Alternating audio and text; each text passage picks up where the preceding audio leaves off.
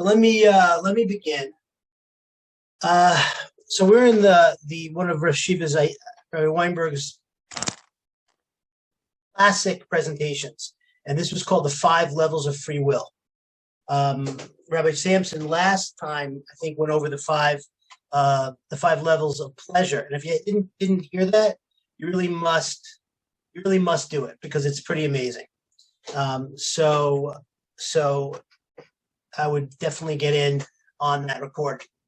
But the Mishnah in Pirkei Avos says, Mishnah 3:18, third chapter, 18th Mishnah. It says, Hayu Omer, he used to say, Chaviv Adam, how precious is man, Shenivra B'Tselem, that he was created B'Tselem, in God's image.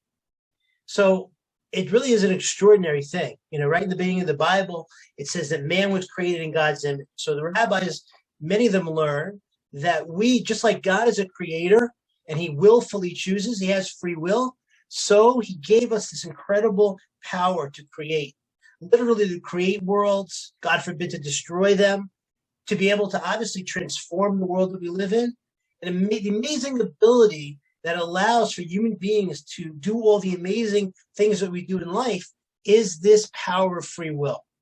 Then the Mishnah goes on and says something quite interesting. The Mishnah continues and says, Chiba Yisera, it's even more precious, Nodatlo Shenivra B'Tselem, that he let us know that we were created in his image. And then he quotes the verse in the Torah that let us know. And that's perplexing. Like, what we have to, we're going to pat ourselves on the back that God let us know. Wow, and he used to give an analogy, great analogy. He says, imagine, we've all been, unfortunately, are in this situation in large cities. I remember Manhattan, you see the homeless person with the cart, and everything in their life, is kind of in that cart. Imagine one day a person, walks by and the guy is sleeping next to the cart, and he feels his heart tug, and he wants to do something for this guy. So he takes a check for $50,000, and he puts it in a little bag, and he puts it underneath. He didn't want anybody to take it. He puts it in the bottom of the shopping cart. Now, the homeless guy's got good news and bad news. The good news is he's rich. $50,000 can change his entire life. The bad news is he doesn't know he's rich. So he's living in the same poverty, the same despair, and the same hopelessness. So Chaviv Yisera, what's even a bigger gift than giving us free will, that God said, he pointed it out to us. He says, my dear children, this is the key to your greatness. Free will is indeed the key to your greatness. Now, most of us think, really, free will, I would ask you, it's just the ability to choose, to make choices. But I think when you think about it a little more deeply, choosing vanilla or chocolate ice cream, yes, of course it's a choice, but it's not what I mean or what the Mishnah means when it's talking about free will choices. Animals can actually have preferences between one kind of food and another kind of food, cold, warmth, and so on and so forth. It's significant choice, right? Free will is really the ability to make significant or meaningful choices. But I think when you dig down a little bit deeper, most people think that free will is the choice between doing the right thing, doing the wrong thing, doing something meaningful versus something less meaningful. By the way, this was the third level of free will, of pleasure that Rabbi Sampson spoke about really before. It was meaning, incredible pleasure of meaning, which involves free will at its core. Now, if you think about it, I remember when I was thinking about the idea of free will, it struck me that how many significant moments can I remember during each day where I had moral choices to make, where it was a real significant moment, where I had an option to do something, not do something. And, I might look at my wife when I get up, give her a kiss before I go, have a tender moment, see my children. Perhaps I go and I give tzedakah in shul when I go to daven in the morning. Perhaps later on I'm sensitive to one of my coworkers. Like, when you think about it, if I add up 10 really, truly, quote unquote, what I would call meaningful moments, that'd be a really pretty good day. had 10 moments that I can remember and point to. But I realized if God is giving me a power, us, all of us, a real incredible, significant power, it must be that that's in play 24/7. And God doesn't do anything less than perfect. So it's perplexing. Let's dig a little bit deeper. Now, I want to actually go to the Torah and how the Torah defines free will. It's a little bit not what you and I might think. So in the book of Devarim, the last book, Deuteronomy, which we're in now, we're going to get to this chapter and, close to Rosh Hashanah. So it's a very, very famous chapter. And Torah says, Re'ei nesati lefanecha. See, I place before you, Hayom, today, Chayim, life, Satov, and good. I place life and good, Ve'es mavis, Ve'es ra. And I place death and evil. Obviously, Chayim is good, death is evil. So I'm placing life and death before you, good and bad before you. And a little bit later on, after it mentions a few other things, a little bit later on, it says, B'charta b'chayim, and you should choose life, l'man tichya, so you'll live, ata v'zarecha, you and your children. Very interesting. Very interesting how the Torah is defining free will. It's actually defining free will as the choice between life and death. Which is a fascinating thing. I don't think I would have thought that's the Torah, how that would be defined. It doesn't even seem to make a whole lot of sense, because if you think about it, when Torah is saying life or death, is the choice of death always in front of us? I mean, thank God, most of us aren't choosing to take that option. So how is that the choice, and how is free will defined in that way? And the Torah is saying b'charta b'chayim, because if you don't choose life, somehow you're actually choosing death. So Rabbi Weinberg used to give an example. Now I just want to apologize because it is sensitive, meaning it's an idea of someone, God forbid, that takes their own life. And we know people that are in that situation.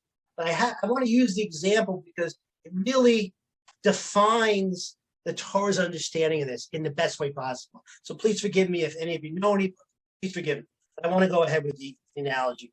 So unfortunately, when someone is in that situation, incredible pain, feeling tremendously overwhelmed, and God forbid, decides to take that option.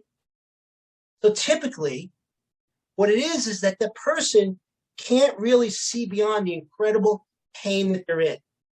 There's much to be grateful for. There's much out there, but their perspective is so caught in the situation there is, they see no way out.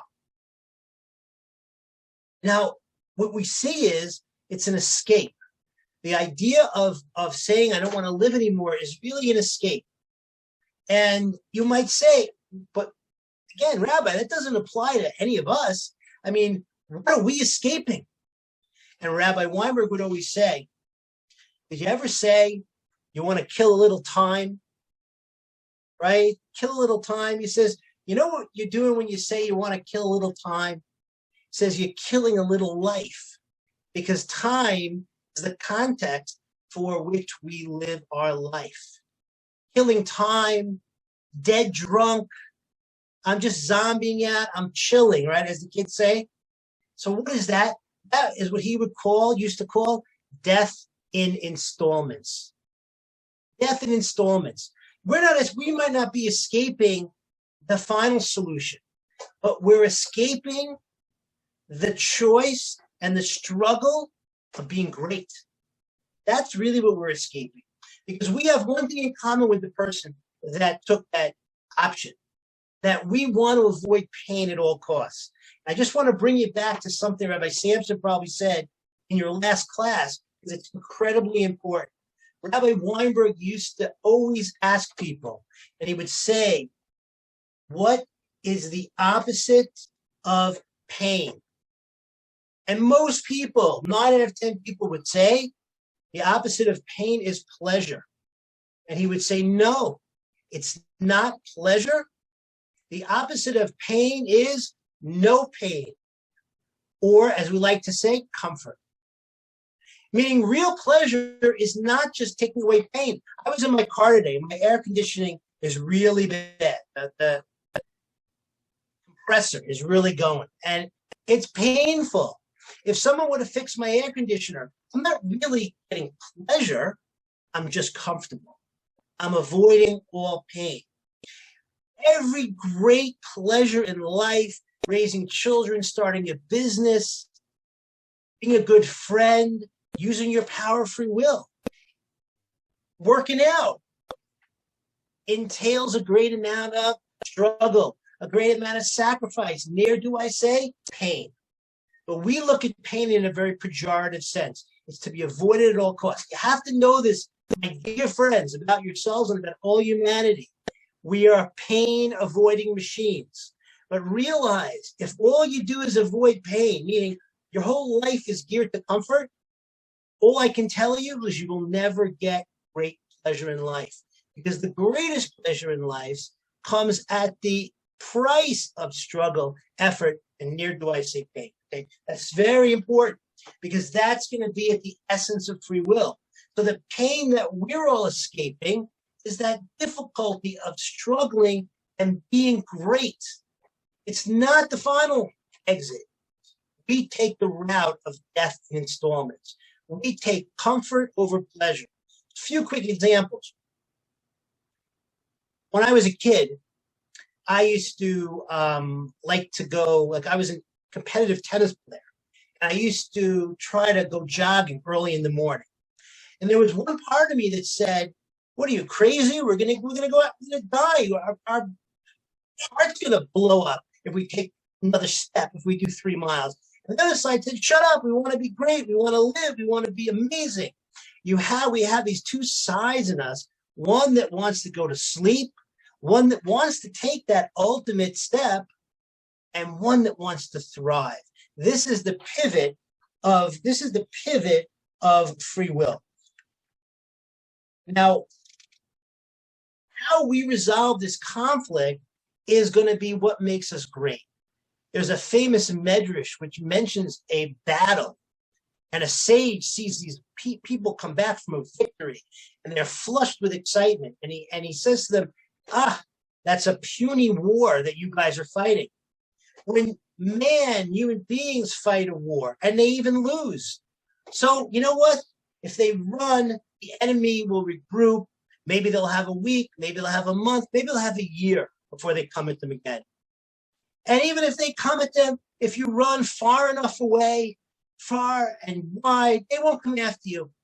This enemy, not only is he right after you, he will run as far as you run. Imagine you had an enemy right within your very camp. That would be horrible. That would be the end. The enemy's in your camp. This is the battle that we have inside between the body and the soul. The battle of free will is the body and the soul. When I wanted to get up when I was 16 to go jog, my soul was saying, you want to be great. You want to get that edge in the tennis competition. Get going.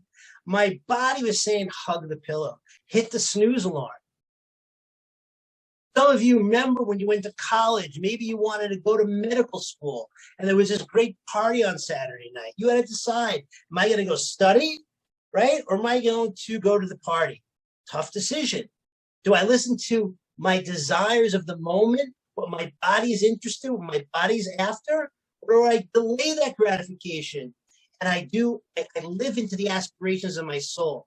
This is the war between the body and soul. And this war, my friends, is constant because every one of us has the ability to access this any moment of the day. Right now, you can say, hey, Rick, this is heavier than I bargained for. Maybe I should just kind of tune it out. Or I should multitask while I'm speaking right now. The other part's saying, no, you got to listen to this. This could be one of the most significant pieces of Torah that you'll ever learn. When you're at work, you could be thinking, maybe I should just kind of go on autopilot like I've been doing for the last 10 years. Or no, you know what? I need to get a new skill. I need to give my employer their money worth. I need to learn a little bit more Torah. So you can see this definition of free will, unlike what I posited in the beginning, is operative 24/7. Am I going to be engaged with life or am I going to escape from life? Engage, escape. Comfort, true pleasure. Engage, escape, comfort, true pleasure. So there's 5 levels of free will. The first 2 levels actually expand our range of free will, which really is the first step, because you want to have a broad canvas which to paint your life story. Okay, now there are 2 aspects to it. The first one, Rabbi Weinberg used to call periscope up. And what he meant by periscope up is he said a lot of our free will choices are kind of dead to us because we go on habit. We just go, we're habitual creatures, and there's a good side to it. Because if I had to think every single time, reassess every single decision I ever made, I'd probably go crazy. But the downside to not reassessing your meaningful choices is that you tend to go on autopilot. So he would say the first step of free will is get on top of your choices. See how many of you, just like catalog them. See how many of them are on autopilot. Make the same breakfast. I do the same thing in the morning. I might put on the same radio station on the way to work. Maybe he said, maybe you should reconsider. Perhaps you should listen to a Torah shiur on the way to work. Perhaps you should think about a problem. He used to have 5 problems on his fingertips at all times. And when he was in a transition between 2 places at a meeting, he would think about one of those problems. Fascinating. Maybe you want to call some good friends to do a mitzvah, to connect on relationships. There's so much we can do, but the first step is to just notice that so much of our life just goes on autopilot. And therefore, if it does that, you're bypassing free will in that moment. You're really going on a decision you made, 1 year ago, 5 years ago, 20 years ago. So the first step is get curious. That's a great word in life, I think, in a lot of aspects of self-help. Get curious. Think about the different things you do. Start assessing, why am I doing it that way? Why am I doing it this way? And then what happens is the canvas of your ability to really create those moments of your life more meaningfully, they just start to absolutely sprout. And that in itself could change your life. Okay, that's step number 1. Periscope up. Step number 2, and Rabbi Weinberg would say this, and it's very interesting. He would say, don't be a puppet of your society or of your past beliefs. Similar to the first step, means what he means to say is we're also not just habituated in choices we've made, we're also very dug in or habituated on ideas that we have about life and that society has given us. Now, I remember, he would always say that one man's social conditioning, we socially condition our children in certain values, certain things about our country, about our system of government, and our views and values. It's social conditioning. But one man's social conditioning is another man's brainwashing, right? If it's not the truth, it's brainwashing. If it is the truth, it's social conditioning. They would always say you have to always think through the ideas that you hold in life. Think through it and examine it. Now, not even in issues of truth, but just you came to a conclusion about a certain thing 5 years ago. Every once in a while, if it's significant, you have to revisit it. And you can't just go cookie cutter. It's funny. My kids at this point in my life, they're getting to their 20s now, and I went through the last, 10 years of the teen years. And I listened a lot of ways to kind of cookie cutter advice about my kids.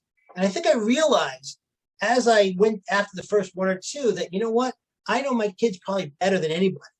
And I really do have to listen to what people that are qualified, rabbis and rabbis, what they have to say. But I can't give up my intellect, right? And because I, in the end of the day, know those children, and I have to bring it all together. And Rabbi Weinberg used to say, there's a mitzvah in the Torah called Emunas Chachamim, which means listen to the wise men. And he said it doesn't just mean listen unthinkingly. It means listen, and if you don't agree or don't understand, go back 100 times so they can give you clarity. Meaning, give them the benefit of the doubt that they know a lot more than you. In other words, don't be arrogant or have some humility.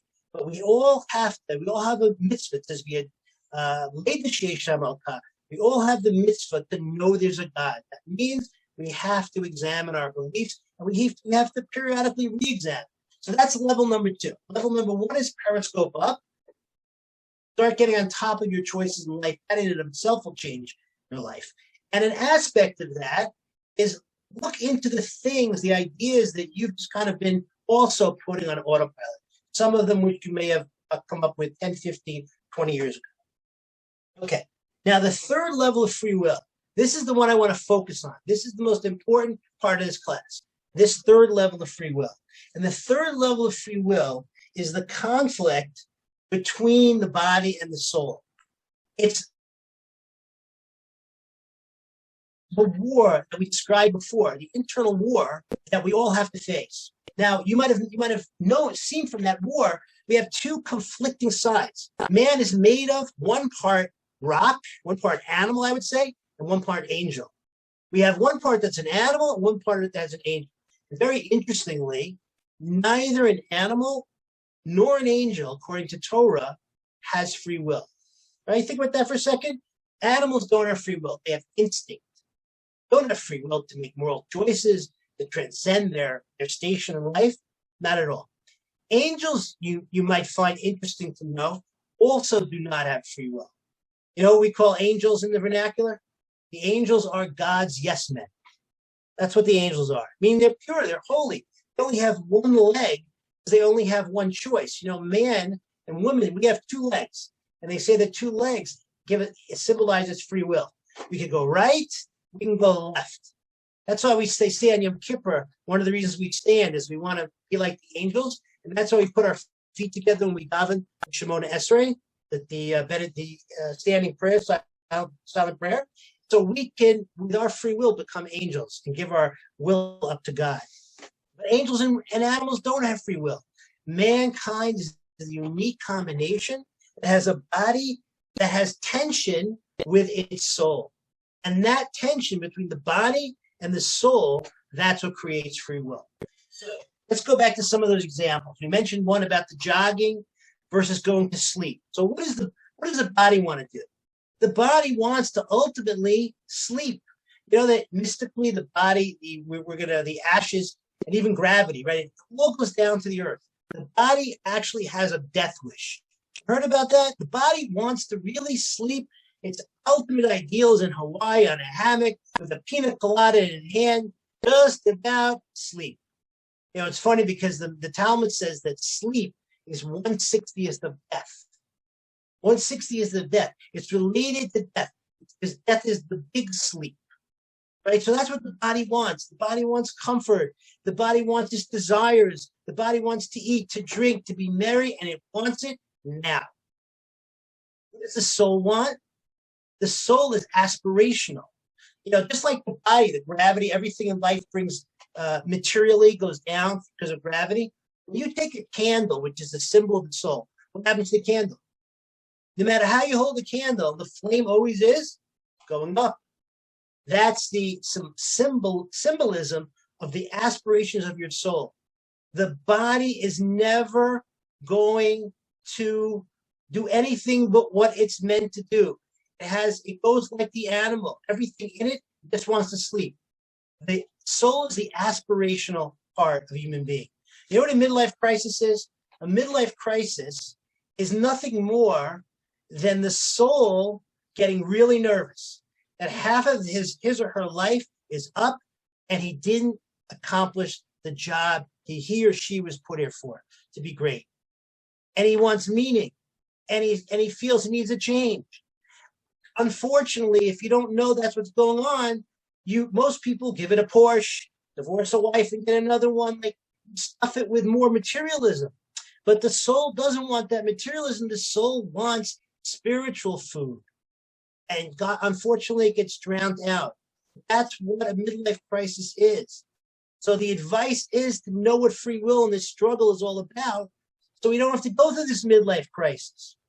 That's interesting. If you look at the Jewish people and the religious community, you don't see a lot of that because we solidly understand that we're neshamas and that the neshama will never give up. You know that the body will. And Rabbi Warren say, great. He says, you know, The horse can be trained by the rider to take the rider wherever it wants to go. That's the analogy with soul and a body. Body's the horse, the soul's the rider. The soul will never give up, but the body will. So what does the soul want to do? The soul wants to be good. The soul wants to be sensitive. The soul wants to be loving. The soul wants everything you would want. If I said to you at 11 o'clock at night, write down what you really want. When you're sober or before you're about to go to bed, everyone knows what they want. Everyone knows what they're about if you dig deep, right? When you're not caught in the throes of your physical desires. Rabbi Weinberg would take a step further and give a very practical definition, which is, I think, one of the greatest contributions he's made to Torah literature, and Torah teaching. And this is what he would say. He would say free will, listen to me carefully, I'll repeat it a few times. Free will is the struggle between the body, what the body feels like doing versus what the soul wants to do. Free will is the struggle between what the body feels like doing and what the soul wants to do. So when I first heard this, I'm like, what are you talking about? Feel, want, you're playing word games? He would say, carefully, listen carefully. The body feels like eating now. The body feels like getting all its desires gratified. The body feels like quitting. It's a visceral, it's a now feeling fueled by desire. It feels like doing it. The soul, rather, wants things, has aspirations, wants. We call them not desires. Desires are a feeling. The soul wants to be great. The soul wants to be loving. The soul wants to be compassionate and giving. And Rabbi Weinberg said, free will is the struggle between what you want to do versus what you feel like doing. He said the greatest human beings in the world, all they have to focus on is doing what they want more often than what they feel like. Going to the gym more often, what I want to do, I want to get in shape. I'm going to go to the gym, which is what I want to do, more often than hitting the snooze button, which is what I feel like doing.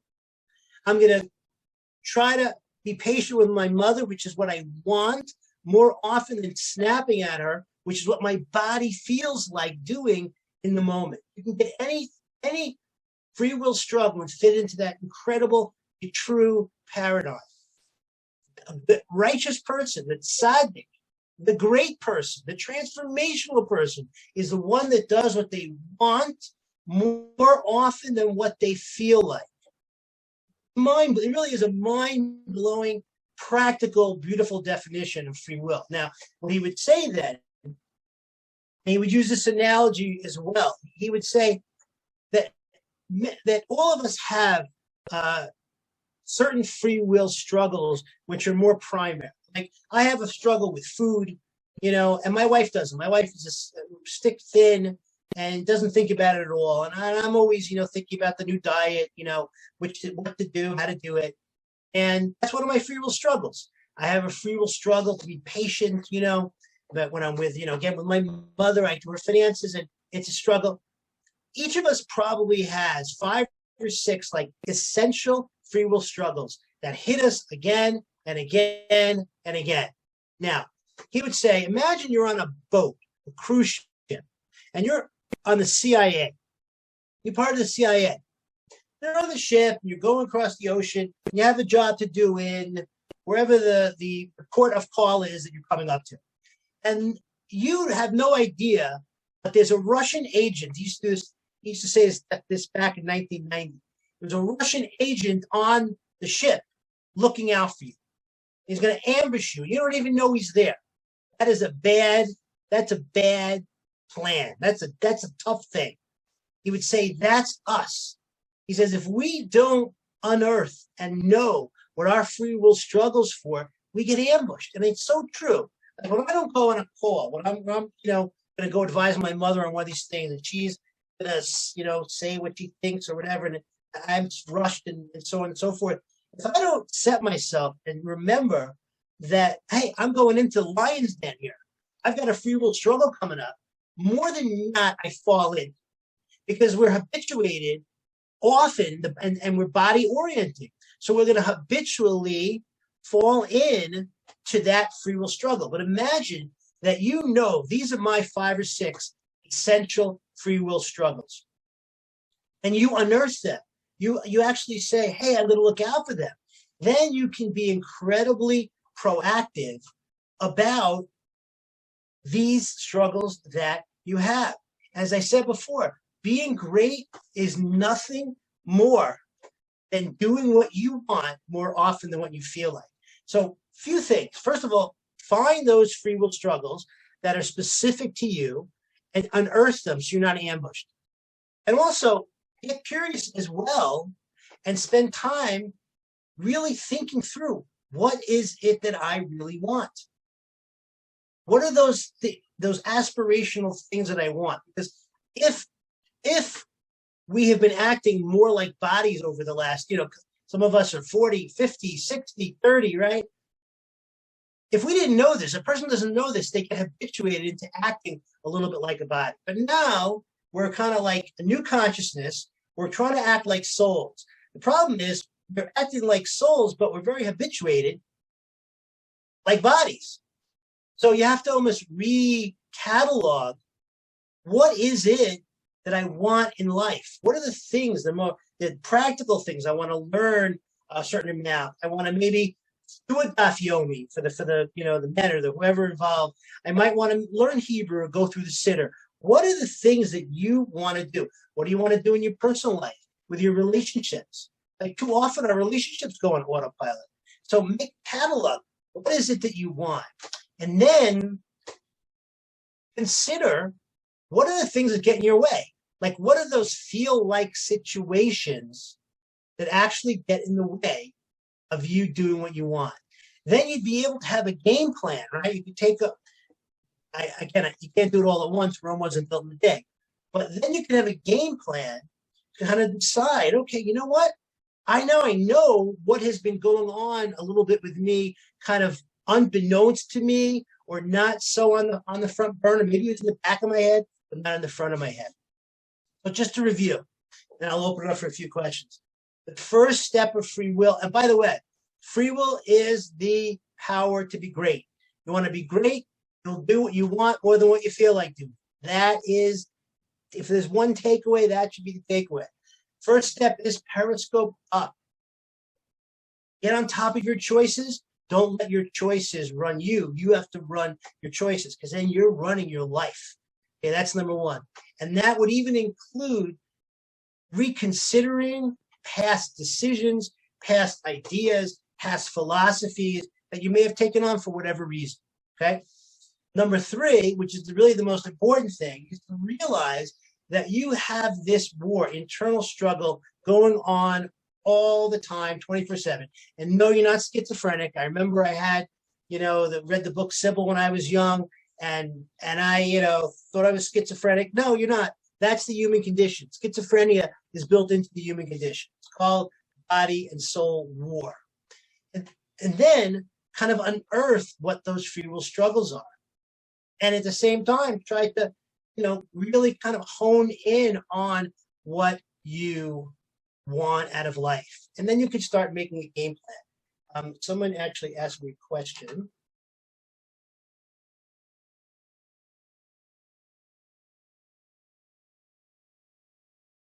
Yeah. So what do you do with limiting beliefs, not feeling enough, right?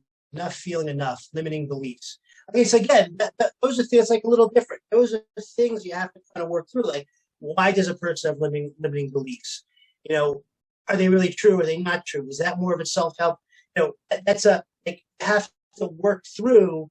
Usually, limiting beliefs are things a person has to work through because they don't believe that they're an unlimited soul. They don't believe that God loves them and that can do anything for them. In other words, usually limiting beliefs are a limited perspective, and they don't really see the wider perspective. So you have to really follow. I think it's a whole different type of a class, but it's like you have to bring them over to a bigger picture rather than being caught in the little picture. I mean, that's we talked about being stuck in a little picture.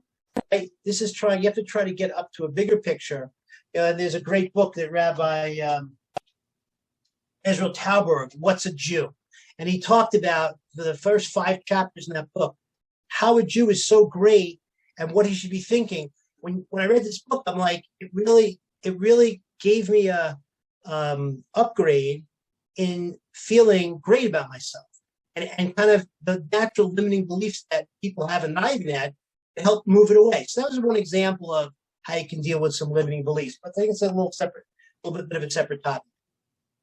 Okay, anybody have any questions about the free will, about the Rabbi Weinberg's philosophy on it? Any comments you'd like to add? I think also, like I said before, the idea of pain is like very, very important to realize that it's life is not just about avoiding pain. Our whole society, America is all about retirement. And what retirement in a nutshell is I want comfort. I don't want my life. My life has been like this forever. I want it to be like this now. I want it to be straight, smooth. I remember Rabbi Wolbe, one of the great ethicists of the 20th century, said, "Hey, you don't want it like that. It's like, a healthy cardiogram goes up and down. This is called flatline." He says, "That's not what you want. If your whole life is about comfort, like I said before, that's never going to bring you true pleasure. That's something you have to constantly go back to. This idea of, and I say reframe it. My kids love to play chess. I don't like chess. And the reason I don't like chess is because I find it painful. I find thinking ahead 5 moves, I'm too impatient, and I find it painful. And I realized that if I wanted to enjoy the pleasure of chess, I'd have to reframe that from painful to struggle or effort to get the pleasure of, winning the game, right? So that was kind of how I looked at it. One man's pain is another man's pleasure. Okay, anything else? Anyone want to make a comment? Okay, ladies. So what we're going to do then is we are going to 2 weeks' time. We're going to do the next 2 levels, the last 2 levels of the 5 levels of free will. Okay, and I hope you enjoyed it. I found, truthfully, this idea about what you want versus what you feel like, I've never seen it anywhere else in the Torah literature, and I've never found anything as practical and as so spot on true than Rabbi Weinberg's understanding of the choice between what you want versus what you feel like. Feeling is rooted in desire of the moment, pulling at you, very visceral, versus wants or things which are long run, which are a little more intellectual, a little more, thinking about going to med school versus the party on Saturday night. That's usually the difference between the body and the soul. One's a little more mature, one's a little bit more impetuous, right? And you have to realize, you think about a child up to the time they're, 15, 16, 17, 18, 19 is almost all the body, right? All the things I talked about. I want it now. I'm going to, throw a tantrum if I don't get it. It's all the child. It's all that, young child. But we think that child goes away. That child doesn't go away. That child just doesn't throw a tantrum the way it used to get what it wants. That child never goes away because that child is really that aspect of you which gives you free will. It's that tension between your immature young self, so to speak, as an analogy, versus your more mature, aspirational, godly self. That's just kind of another way to look at it. Right. Okay, ladies, great to see you. And we'll see you again next time.